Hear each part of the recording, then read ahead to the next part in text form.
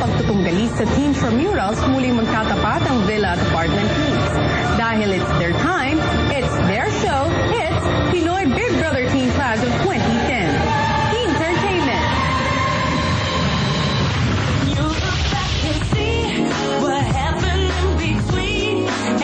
Lunes, 4 na araw bago ang Teen Entertainment nang ipaalam ni Kuya sa dalawang pinuno ng magkabilang bahay ang kanilang weekly cast. Masusubukan ng inyong teamwork, diskarte at pagkamalikain sa isang weekly task na may kinalaman sa pagpapakitang gilas ng mga itinatagi ninyong talento.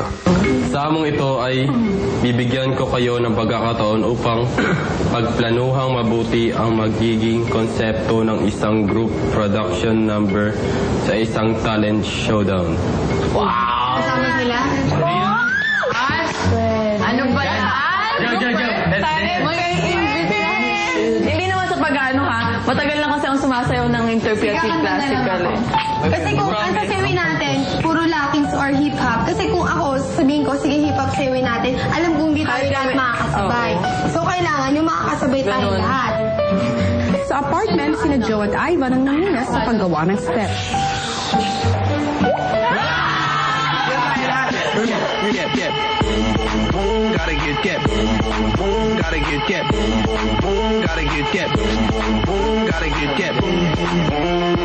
Habang sina Shay at Kyra naman ang naging choreographers ng villa.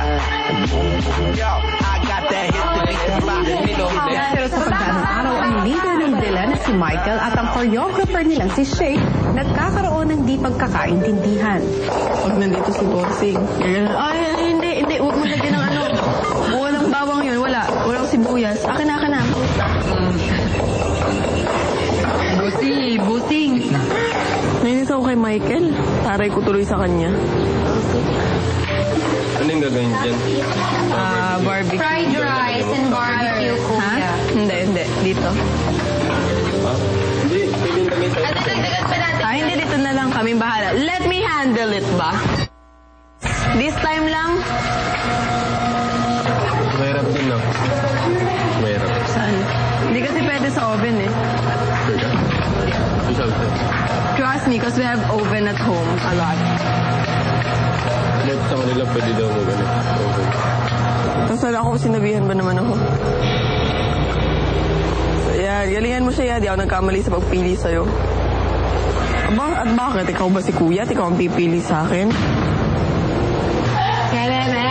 Yung ano yung sauce ng barbecue may ketchup pala. Para matamis. Lagyan ko.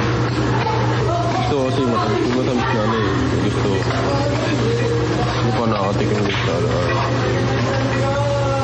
Aray ko tuloy sa kanya. Binabawi ko nga lang eh. Kasi nagdaray ako sabi niya. Sabi niya wala. Naman. Ang pagkainis ni Shay kay Michael umabot hanggang sa mga sunod nilang ensayo. Hoy! Ay, nako! Hoy! We got a photo. Mamaya yung kulitan. Sige pa, una ka pa. Una ka pa, Michael. Uy, tama na muna ang kulitan ha. Likod Kausap ka, na likod naman. Ako ma'am. Hindi po talaga sila nakikinig. Si Michael, dito ka. Para ba yung Uy, tama na muna ang kulitan. Michael! Dito kayo nakaharap. Mahirap ang practice pero mas mahirap magturo. Yun lang masasabi ko. Ibay na lang natin. Sa akin eh. Ito na lang, para madali. Kaya ko lang naman pwede nalian na nga po na yung step niya kasi hindi niya po talaga makuha. Hindi nga siya marunong sumayaw. Ay, ready. Siya yung namumulay. Sabihin, kasi yan sa atin lang, hindi naman siya, kumbaga all acting siya sa mga games. Pero this time, dito sa task na to, tayo muna ang masasab. Kasi Mag-leader ka, unahin mo ang followers mo bago ka. Sabi, table tennis, so ako sunod. Di ba si Devon? Di ba siningit pa kita sa si Karen? Si Devon muna. Gusto niya siya lang. Sabi niya, sige. Pero di lang pala si Shay ang naiinis kay Michael. Ay, ate, alam na ni Kuya Michael. Na ano? Nakaasar tayo minsan sa kanya. Ano nalaman? Sinabi ko. Ano sabi mo? Close na po kami nila Ate Shay. Kaya lang po, papansin lang po kami kay Kuya Michael po. Inapoint ka ni Kuya na leader dito. May alam din naman kaming gawin. Kung hindi namin alam, magtatanong naman kami. Hasan, hayaan mo kami gawin yung alam namin gawin. Umuo lang ng umuo. Hayaan niyo siya. Wala na kayo magagawa dun, eh. At isang araw bago ang nakatakdang performance. And 1, 2, 3, 4. Oh, ang ginagawa ng mga lalaki. Ano? Kaya 5, 6, 7, go! 1, 2. Dito ba tayo mag-perform? Diyan.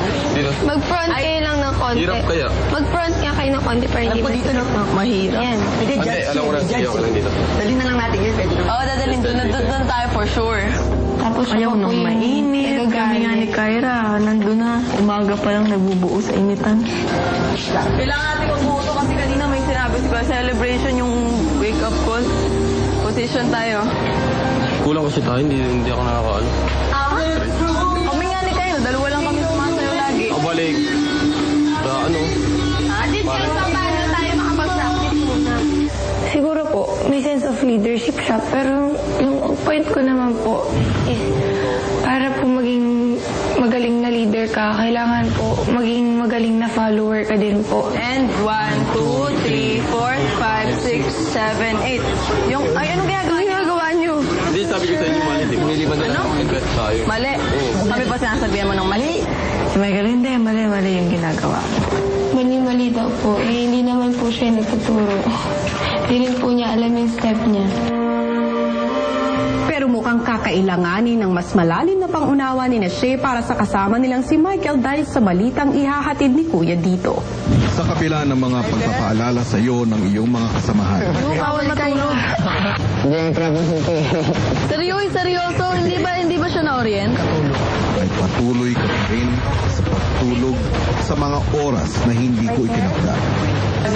Sinasawa ay paulit-ulit mo ginagawa niya. Michael, huwag ka matulog, Michael. At kahapon ay hindi mo isinuot ang iyong lapel habang ikaw ay nakikipag-usap sa kapwa mo housemate. Ay, kuha naman ng ano. Dahil sa iyong paulit-ulit na paglabag sa mga kautusan sa loob ng aking bahay. Ikaw, Michael,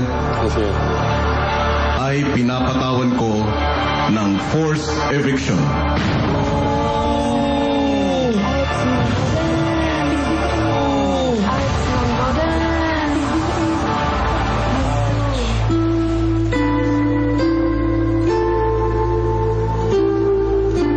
Kulit kasi.